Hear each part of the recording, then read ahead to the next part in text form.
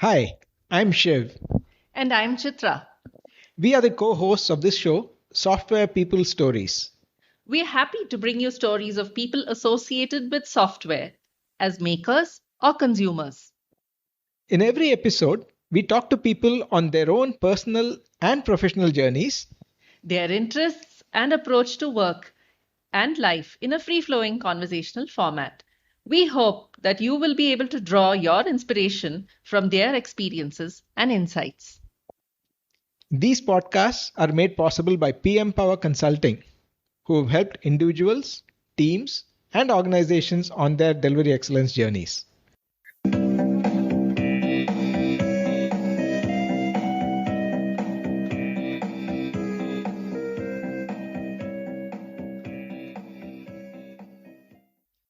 Our guest on the Software People Stories is Mosesraj, the CIO and Head of Delivery Excellence at Brillio. Join us as Moses narrates stories from his journey starting out in manufacturing to transformational IT initiatives, understanding what value means to achieve success in building products, dealing with variability in customer thinking processes, how he manages wearing two hats at work, and turning tables in the digital world. Listen on. Hello, Moses. Thank you for being our guest on the Software People Stories. It's a pleasure to have you on our show today and a very warm welcome to you. Great. Really looking forward to it. Thank you. So, we begin by asking our guests to introduce themselves for the sake of our listeners. Would you like to introduce yourself? Sure. I'm Moses. I am the CIO of Brillio, and I also head the excellence function at Brillio. So, in my role here, I do a couple of things. One is for the systems and the infrastructure of Brillio, I run multiple programs to drive the overall maturity of the organization. So that's one part. And as part of the delivery excellence function, I have an oversight into pretty much every work that gets delivered to our customers, and many of the engagements that we deliver to our customers, I am directly involved as well in some capacity. So that's about my work. Now, what interests me over the years, there are many things. Things like one of that specific is I have started looking at what, especially in this digital transformation world, what are some of the very few key things which really drive the overall transformation, right? Because there are many things that needs to be done. For example, basic management has to be there, basic engineering has to be there. But somewhere when, even if all those things come into picture, but if the overall thing doesn't deliver value, that is a piece which really can derail the whole thing, right? That's when the whole puzzle comes together. It's the value is the glue. So then the question becomes, what's value? So I've been working quite a bit about how do we maximize this value. So that's one area of my interest. There are a few other areas. I love storytelling. I love abstracting things to figure out why things work the way it works. These are some of the areas about how I do stuff. So that's a bit about me. Prior to Brillio, I was prior to this current role, I was purely driving delivery excellence as a career person before taking up the CIO role. So that's a bit of background, what interests me and what I'm doing today. Thank you, Moses. That's a very interesting background. So, since you're interested in storytelling, how would you start by narrating the story of how you got to being where you are today? Where did it all start? Very interesting.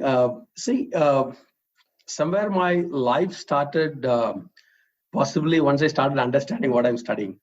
For a good part of my life, it was more study was just for the sake of studying, right? It's somewhere around very later part of my school career, and it's in the college career is when I started really realizing that what you're studying at really corresponds to the world. And once you correlate things, you can really make sense of things much better, right? Maybe late, but at least I started there. And I started my career in manufacturing, and And that gave me a sense of a structure and an order of how things works like a clock, because it's a 24/7 work that happens. So nothing stops, right? Everything keeps running, and the whole system works. And that's primarily the reason that I got into IT quality assurance. Almost 10.5 years I worked in a company driving multiple programs to bring consistency, right? So anything that is consistent can be improved. And that's the way I started my career there. Rather, my IT career started that way. And then I came to Brillio, and I'm doing this role here.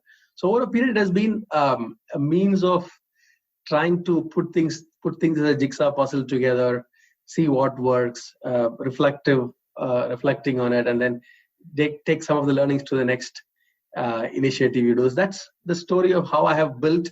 Some things have just fallen in place by itself. Not that I really thought my career will come this way, but today I drive multiple transformational initiatives at Brillio. My team develops a lot of products which I pretty much look at. One of the key things is entire solution is something where I put a lot of my head on, right, and drive the change. So to where I am today as a overall larger change agent, as a new solution developer, bring transformation in the company, I think all these things have played multiple parts that has connected to be where I am today. That's possibly a good nutshell story of where I started versus where I am. So yes, I can completely relate to that. Trying to correlate what you're studying with what you perhaps might do, or where you perhaps might land up working. That's an interesting thing. So thank you for that. So from your experience in the manufacturing industry, what are your learnings that perhaps helped you as you transitioned into the IT industry? See, I always used to think, so one of the things that I think is, if you cannot define something, it's very difficult to do it, right? Some of those things, the way you define things are extremely crystal clear out there in the manufacturing, right? Because it works like a clock. So, for example, what did I learn there, right?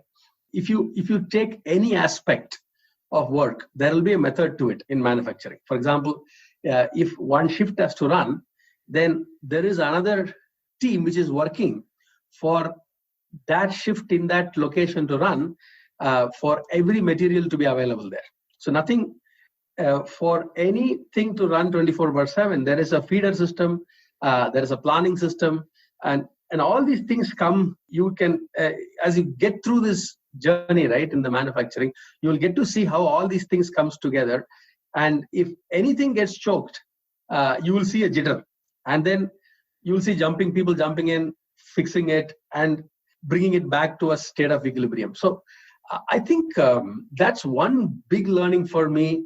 Running a steady state, what it means fundamentally, if you define the reason I started with the word definition is, definition of quality in the manufacturing scenario is all about consistency and equilibrium, right? It's a consistent way of doing things, and you keep running that consistent process again and again.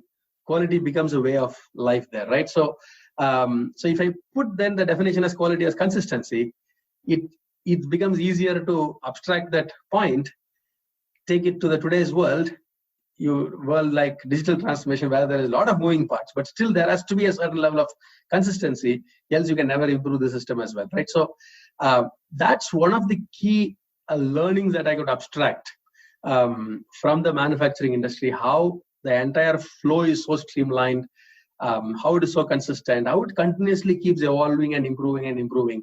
From the time I started versus the time I finished, things have changed quite a bit there, right?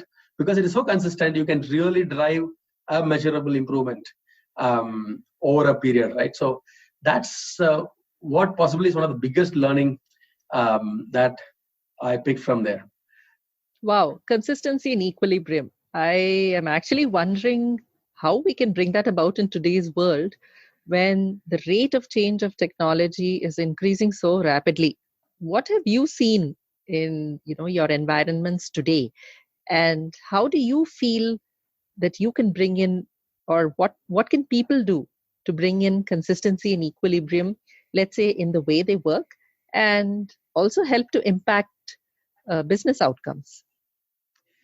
See, yeah, you're right.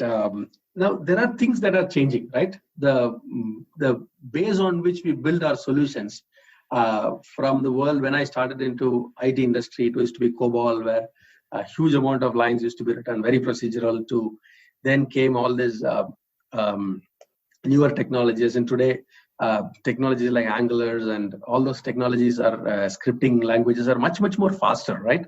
But what necessarily, this is one thing that seems like it has completely changed everything. Of course, it is true, right? Certain methods, for example, those days we used to say, you should write a code, review it, and then only test it, right? Because testing is much more costlier than review. So do it systemically. In today's world, sometimes running a unit test is much faster than actually reading the code, right? There are things have changed. The methods needs to have changed. The point, I think, is the overall solution paradigm, right? What is the fundamental problem? Because whether it was 100 years back or 1,000 years back versus today, whatever solution we are doing is for some specific real world problems, right? Now, understanding the problem, structuring the problem, giving a solution to it, testing the solution before even starting to develop, and then developing in a very systemic way, managing it, constantly forecasting whether we are moving towards the right outcome. These fundamental principles have not changed, right? So there are some parts of how the solution is, what the solution is has changed, but the underlying from the problem to the eventual solution and making a difference, that principles or that underlying realities haven't changed. It may have become slightly complicated. We were solving much more known problems earlier. Now we are solving much more abstract problems today. But necessarily this entire the base layer of management or the base layer of solutionizing versus realizing, right? Base layer of doing some things with level of excellence, right? All those basics haven't really gone through much of a real, what do you say? It's not like it has changed completely, right? Those elements still hold good. I think that's where, as an IT industry, somewhere still our maturity to really structure it and make it much more repeatable is still a challenge, right? The more and more we do it, the more and more we're able to repeat the success. That's the way I see it. It's definitely possible, definitely required today. And that's what we are seeing very heavily in our organization as well. As we are scaling, we need much more structure, much more standardization, much more controls, right? Which ensures that we scale to a larger extent. Yeah, I think I can see your point there because, whatever you do, I think the foundations that you build on need to be really strong. And like you were saying, fundamental principles always stand you in good stead, whatever the situation might be. Yeah, exactly. For example, right? What is innovation 10 years back, right? Or 50 or 100 years back?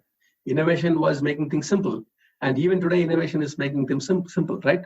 Now, those dimensions have not changed, right? There is a real world where things were complex to do. Someone brought some mixer or a grinder and made things simple.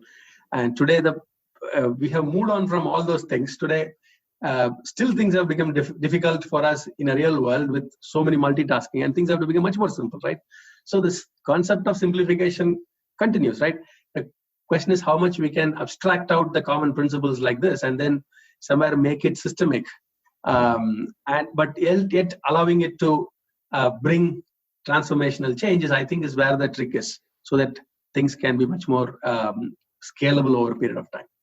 Very nice way of tying these things up with respect to innovation and keeping things simple, especially in today's world where just the sheer number of apps on one's phone, which were designed to make things simpler, now appear to actually make things very complicated. Exactly. Actually, very interesting that you brought that app thing, right? Sometime back, I was doing a research on how many apps are there. I think Android had about slightly dated data, about 1.5 million apps. And Apple Store had more than 1 million apps, right? So collectively, which means putting the number of lines of code. We have awful number of lines of code just in these two app stores on which solutions have been written. And interestingly, only a single digit number is what those which stay in the phone more than a month or more than 90 days since the person installs. If a person installs the software, do they really sustain for more than 90 days? And if it sustains more than 90 days, it's a success. And that's in a single digit number of all the apps that people use, right? So it has become a very crowded space. So unless otherwise our solutions don't have that ability to see through upfront, yes, it will really solve some real world problem. Half the solutions that we develop will end up being, which will be lying on shelf. All the hard work will go to the drain. That's where I was talking about value. In this crowded space, the question then becomes, what is value and how do you really drive it, right, in a systemic way? That's a very nice way to segue into another question I have for you. As head of delivery excellence and customers at the forefront of your mind all the time, you talked about how best to deliver value. What are some of the lessons or insights that you can share with respect to these? See, the first thing is, the question then becomes, what is value, right? We all use the word value multiple times, right? So it's not that it's a very difficult word. We understand this term value, right? But the problem is, it's out for anyone's interpretation, right? I was asking in one of the discussions with, giving a talk, asking what's the value and who determines. Obviously, everyone was correct in saying the customer determines value, right? Then the question becomes, when do they determine? Obviously, they can determine it only after they receive the product. But for a person or a team like ours who is developing the product, if the customer is going to determine after they really receive in the hand and start using, and then only then they can determine whether there is real value or not, it possibly is too late, right? So I think the entire industry, entire agile methodology and all this thinking is primarily trying to advance the whole thing upfront so that customer can realize the value. But still we have a lag problem, right? Then the question becomes, is there a way we can define this value? Where is this value built in? Is it so subjective that some customer after receiving only can tell, or is there a way we can define it? One of the best definitions I have come across on this topic of value is, actually I picked this from ITIL. It's a very, very much non-connected to an agile world. It's more for IT operations per se. They define the value in their methodology as removal of a real world barrier. Now, it may sound very simplistic as a definition, but actually it's pretty profound. For example, if you look at any change that has come in the industry, right? You go back to history, find out what has always stood in the mind as some great change. You will always see that there was a real world problem, and the solution that came exactly bang on solved the real world problem, right? And we use those items day in and day out. For example, a simple mixer at home or a gas stove at home, right? There was a problem that, for example, if you have to start a stove in those days, right, with firewood or pump stove or anything, before you can even start for getting the fire, it will be a few minutes, right? Now that was a barrier for people. The moment that gas stove came, it became instant. So the time barrier got broken. So it all needed one person to just taste that new gas stove, and it just caught. And it is a renaissance we saw in our country, right? I saw as a kid my mother moving from a firewood stove to a pump stove to a gas stove, and I don't think we ever turned back from then, right? So I think that's the key, right? Now today, if assume there is a electric stove coming, which is going to take 5 minutes to heat up before you can place a vessel, obviously it's not going to succeed because it's a solved problem in the industry. You cannot go back. You cannot reintroduce that barrier again, right? So if you really think through, you see at the start of any transformation that has happened, you will see that there was some real world barrier that has been removed. So the whole key is, for any solution that we are offering, any project that we are doing internally or for our customers, what is the real ground reality problem that is the barrier that this product is solving and the extent to which it is solving. If this one factor is ascertained upfront. And we spend quite a bit of time in our initiation meetings debating what is that exact pain, exact thing, how does it manifest today, how is this product going to solve. If this one factor is established, then pretty much everything is execution of this, to this vision of removing this real world barrier. And always you may miss here and there, but you will never miss the overall objective, right? And everything else can be corrected. But if you miss the original value, develop something else, which is, even if the best in class, it will still not be worth it. So I have come to the one thinking that educating people on how do we define this for your context, what is the real barrier, real world barrier that we are exactly removing. If you are clear about it, more often than not, our success rate should be very higher. That's in a nutshell, or in a summary, a drive that I do pretty much in every reviews, every of our products, how we are moving towards this removal of barrier, which is the actually the starting of value injection into the product. That's a very, very interesting perspective and a wonderful way to present across how to solve problems for the real world. Thank you, Moses. So in my next question, what are some of the tough customer situations you've handled, during your career? And what have been some of your significant takeaways from those experiences? Okay, when I say customer, majority of my customers really are internal customers, right? So because I have always been in the consulting side to consult projects, now that I'm doing products for Brillio and my customers are internal, right? My direct connect with the external, our project team's customer is not that high. I'm a secondary recipient of many information, right? But one doesn't mean that I have no connect at all. But my answers have been put in that context, right? Okay. That's why I'm sharing this. But however, I've seen the challenge our teams go through is dealing with the variability in the customer's thinking process, right? Or the value system, or whatever we can put it, right?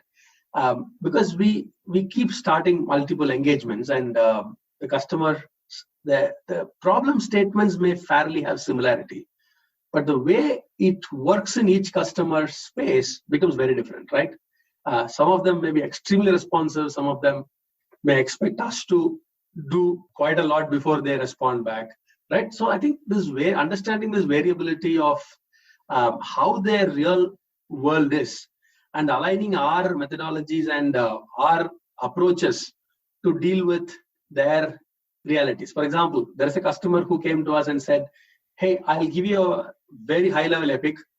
Rest all is all your job of elaborating, asking us, writing stories, everything, right? Now, it went through and initially, I think we kind of assumed not assumed, we knew that it was going to be a problem. But the point is, the extent to which we reacted to this problem wasn't really right. That's a great lesson when you are thrown with some challenge like this, or because the customers only staff that much, right? We struggled hard and learned through this whole thing, right? So sometimes some of these things of understanding how the customer's organization is in reality, their preparedness to do something along with us, aligned to our methodology, aligned to our thinking, and then lead them, is a very big challenge. Unless otherwise these things are upfront, really thought through, debated. Many times the cost we pay to get it back, build the confidence again, and all that, it's very, very painful exercise.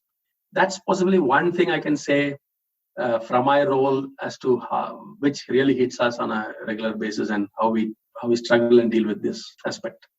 It's almost in some sense drawing upon what you earlier said. It's how best to maintain an equilibrium with the customer, given the fact that you said that there's so much variability in their thinking. This is interesting, Moses. Thank you. Yeah. Now that you wear the hat of both head of delivery excellence as well as a CIO, how do you balance between these two roles? And how are you able to adapt to contexts that are specific to each of these roles? No, I personally don't think I am a great, I really balance it that well, because there are few other people above me who balance almost the entire organization. So, in fact, I was just recently thinking I should go and ask the person who I'm reporting to, how is that he is able to switch context and be still relevant in every 1 hour of meetings or half an hour slots, because I see his calendar pretty much blocked.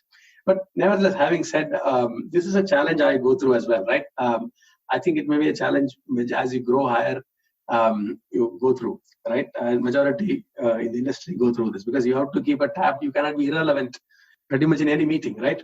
And people look up to you as you keep growing, and people look up to you for ideas.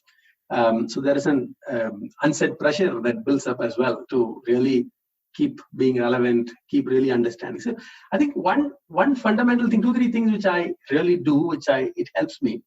One is on the keep the eye on where we are going in anything, right? For example, sometimes it may not be always possible because of various underlying forces, but recently someone said this, I think it got edged in my mind. He said that if you cannot forecast something, you won't be driving it. That thing will start driving you, right? You'll be very reactive. That's what that person was trying to say. I think one of the things which in each of the areas, like let's take, I run an infrastructure, or entire infrastructure, it rolls up to me.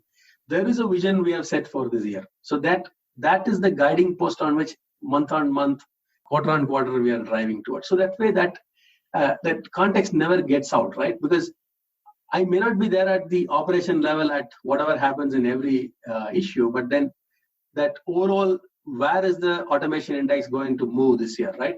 Where is the how much it is going to impact our budget in operations, right? So that way, it is not too many. It's fairly 3 or 4 when it comes to the entire, 2 or 3 rather, when it comes to the entire overall operations, right?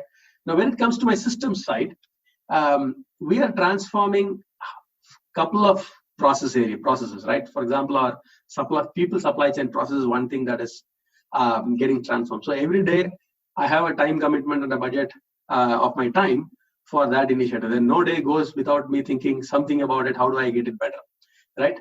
So because that key problem statements are there in the mind, that keeps moving on.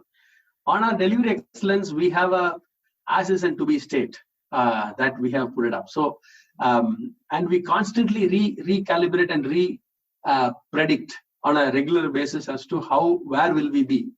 And if we originally thought we will be there, now we are not going to be there, we are going to be slightly off, then the question becomes, what is a lever that I can push to get it better, right? So pretty much the outcomes are, so the point one I'm trying to get to this, outcomes are not too many. The outcomes are actually a handful number, though it will look like 3 teams and too many things happening. The measurable outcomes at the end of the month are not too many, right? That's the reason why it helps, that this realization that we are only moving few needles at the end of the month gives you the sense as to what is the right priority, what is the right decisions, where you are pushing through, and all these things, right? So not to say that there are not too many transactions. Definitely there are too many transactions, but the point is it all adds up to that larger meaning as to why you come to office, right? So that work becomes extremely meaningful because you see something better for the organization on a day-by-day basis, right? That's number one as to how possibly I really juggle with this, right? Second is this ability to abstract. I think this I keep speaking about this as well. This is one trait I don't know how it came, why I'm interested about it. Many times I like abstracting reality, right? Say if there are, for example, if I have to ask a question, can you abstract all the religions of the world and figure out, get a sense of all the religion of the world? It may sound an impossible problem. Actually, if you abstract, you will see many religions having similar patterns, right? So not everything is same, but you will see buckets on which hardly 3 or 4 buckets you can pretty much put entire religions of the world. Now, it's a very hypothetical case. I'm just trying to drive the point. You will, and all our methodologies, right? Let us take, if you talk about Maslow's hierarchy of motivation, it's fundamentally an abstraction of reality. Now, it may not be perfect, but it gives you a frame of reference on which you can pin your ideas onto. So many times this abstraction as a capability has really helped me help me in structuring my thinking. What is the reality here? Where is it moving here? Is there a progress there? So you abstract into few broad dimension, you get a sense of what the reality is. So you can be actually relevant, sound very intelligent, be very much more directionally right in that half an hour, 1 hour discussions that we are in, right? It's not that it's always easy, but I think this ability to abstract is one of the reasons why I think I've been able to be much more meaningful in most of the context, right? Like that.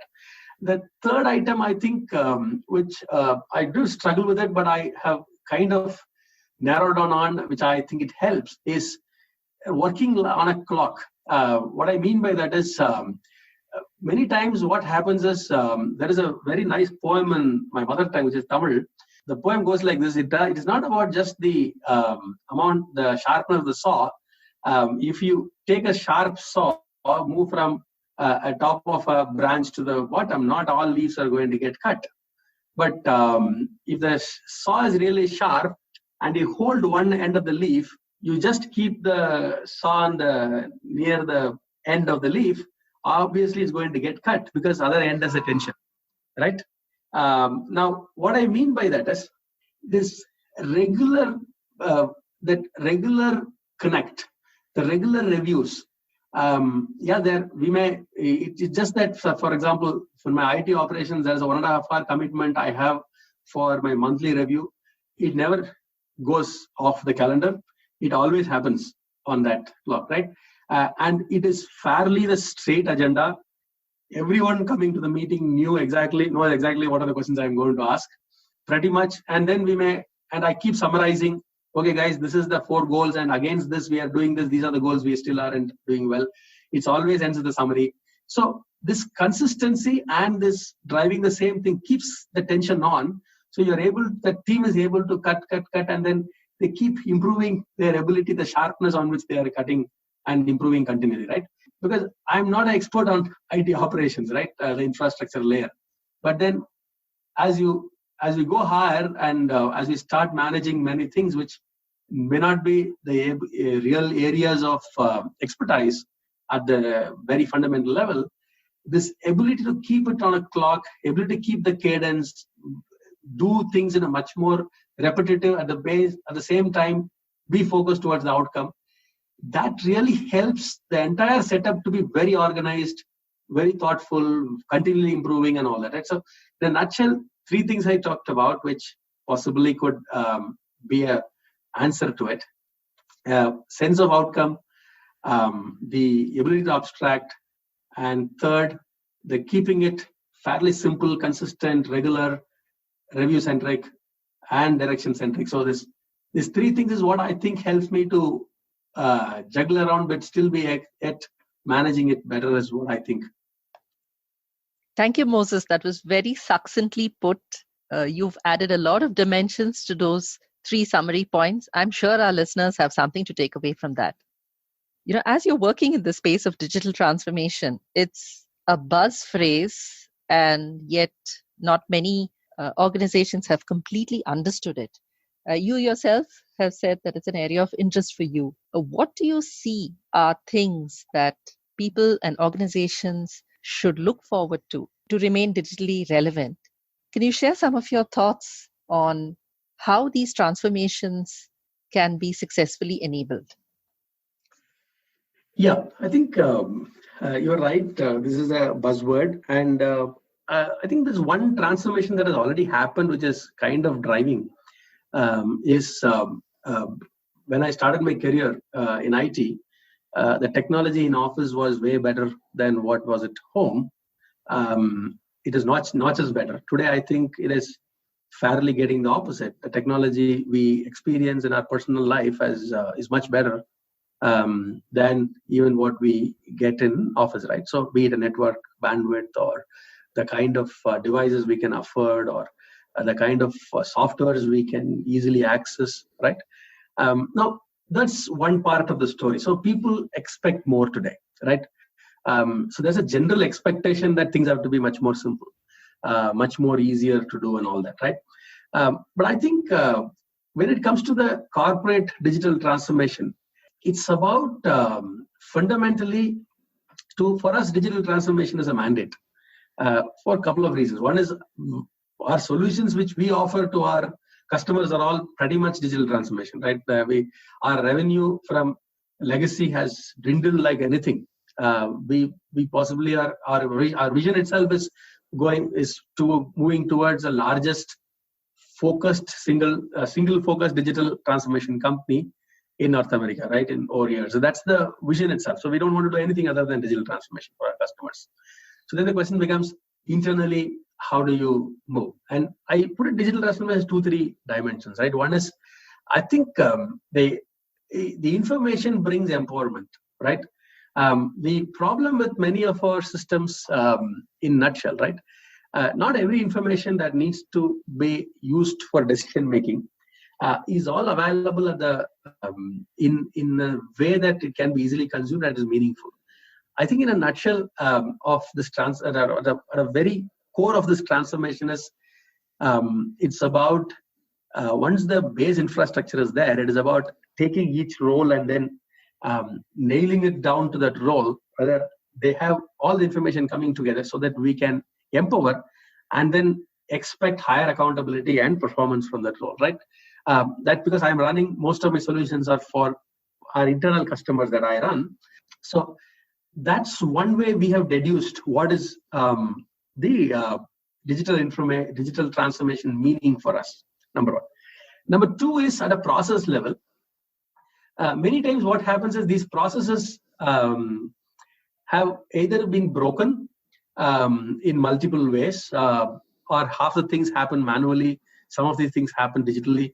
And this is at the various levels of maturity, right? Now that obviously every process cannot be digitally automated in day one, right? So the idea is which of the processes which are core to the organization that needs to be really digitally enabled. For example, in Brillio, right now, our people supply chain is one of the critical process areas for us to really completely transform digitally. Today, if you really look at the players in this whole thing, right from the person who is listening to a new idea or a new or starting a new conversation with a customer, then that becoming a project, and before it becomes a project, we have people ready for it to jump and start and execute it, deliver it, and then get to a repeat business. This entire cycle of continual cycle, right?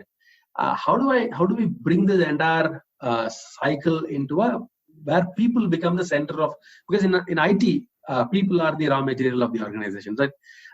Now, how can we be much more effective in this process, much more digitally enabled, high visibility, make roles accountable, right through this cycle that we keep planning towards a new project that can not start at the last minute. So all these things is what we are trying to transform. So if we would have done this, say 10 years back, I think everyone would have talked about an app which will do something. Today, we look at the end-to-end process and say this entire touch point where every person will do what, and then how technology will transform there. It's still a work in progress, but that's exactly, in a way, in this solution, the difference is we are not thinking of one solution. Fundamentally, the person who is on the sales side or the market side will still be in their own world of their CRM system, initiate from there, which will trigger many other things. But eventually the solution ties everything together, where management team can decide things. So it's about starting from the real user who is going to do and then provide technological solution everywhere and connect the entire stream together. So in a way, the second way to look at is, are we saying this entire process is transformed rather than just an app is coming in, is another way we look at things, right? These are some of the ways we look at things, but then it's a very it's a loose word in one sense. But one thing that is common in all this digital transformation is data. I think where data is presented in forms which are easy to consume, very easy to assimilate, and which is very data action centric. I think that's which is common across all the digital transformation. The means may be many different things. It may be mobile, it may be cloud, it may be dashboarding, it may be many things. But underlying, there is one thing that is getting common is get the data to the right person much effectively, which has meaning, so that decisions can be much faster. That's the way we have abstracted and we are driving this. I hope it gives some sense of our thinking on digital transformation on a broad topic with some specifics to where we interpret it for ourselves. Definitely did, Moses. Thank you so much. There's so much out there being said, printed all the time with respect to digital transformation. This was a very, very refreshing perspective. Perhaps one last question for you today is, Sure. What do you wish you had known when you started out in your career? That's a good one, googly, right? I wish, I think one of the things which I've learned and still learning is learning to be much, much more systemic and pick the right things to do, not always assuming everything that we do is going to result, right? And so I wish somewhere this ability to think through it, the level possibly that I think today, if I would have known possibly how do I, fundamentally that if there is one thing that has got transformed is the way I think has got changed. The way I think today is way far different, far deeper than what I used to think about the real world.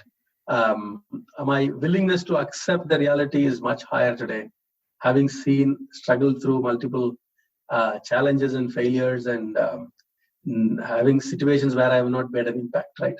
I wish only that if I had been able to really see through it the way I am possibly seeing today and think through in specifics and in details much earlier in my career, wish I would have made much larger difference than what I have done in my lifetime.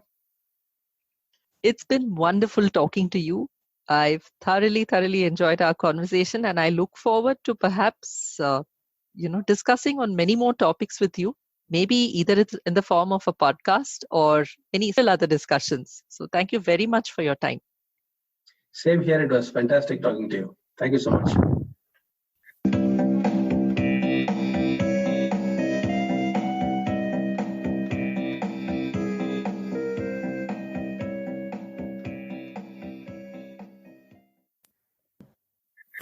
If you like the show and would like to share your experiences with the community or know someone else who might want to do that, please get in touch with us at podcast@pm-powerconsulting.com. That is podcast@pm-powerconsulting.com. Please rate the show on Podchaser, Stitcher, iTunes, or any other podcast client that you find us on. Please also share our episodes with your friends and others in your network. If you or anyone you know would like to be featured on our show, do write to us at this email address: podcasts@pm-powerconsulting.com.